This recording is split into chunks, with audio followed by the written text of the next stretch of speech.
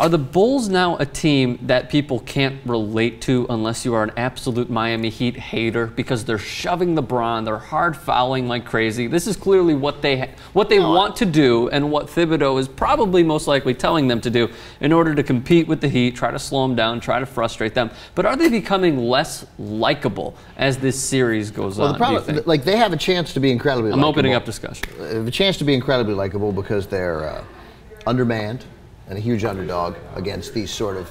But is that overshadowed by the hard play that they're... Yes, they've totally ruined it. Largely ruined it. Haven't completely. Look, if they force a game, if they win it, they make the series again.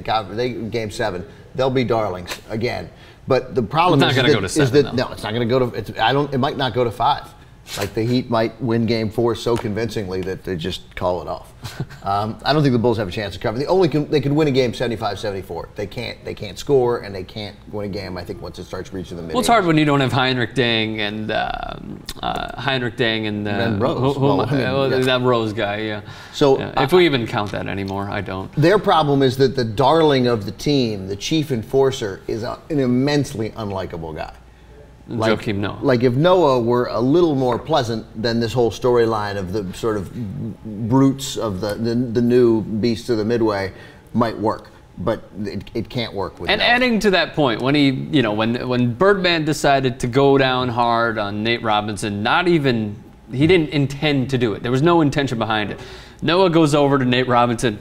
Hey, let me help you up. Get the fuck out of the way. And then he helps him up. I mean, like, come on. There's no need for that. So that's why I think Dan Bernstein of 670 The Score brought it up, and I think it's a fantastic point, is that they're becoming less likable as the series goes on because of those little things that they do, those little jabs here and there, like the Mohammad push. Like, it was stupid. He managed to find a way to make guys like me sympathize with LeBron. I had a little debate with J.R. Jackson on Twitter about it, but I mean... Yeah, I saw that. Because he was like, LeBron's elbowing him. I'm like...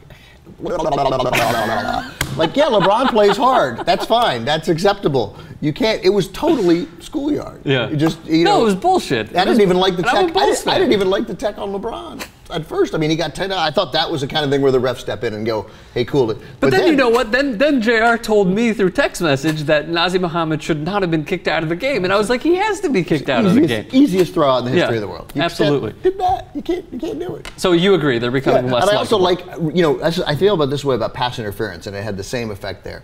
Replay does no justice to getting pushed by a guy who's 6'9", 270 or whatever Mohammad is. Because in replay... Well, Mohammad's 6'11", LeBron is 6'9", Yeah, but I'm saying, but whatever tall you are, if you get shoved unsuspectingly by a guy that size, there's a good chance you're going to fall down.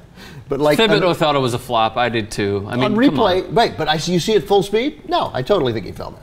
And so the same thing at pass interference, because pass interference, we look at the replays and guys are always like, oh, and they're like, oh, it's a touch foul. You try to catch a ball if I grab that one arm. You can't do it. It's interference. If I had Chris Carter hands, though, I'm catching it. With Chris Carter, you can just suck it in. But in general, the Bulls are not, it's surprising because the Heat are not likable.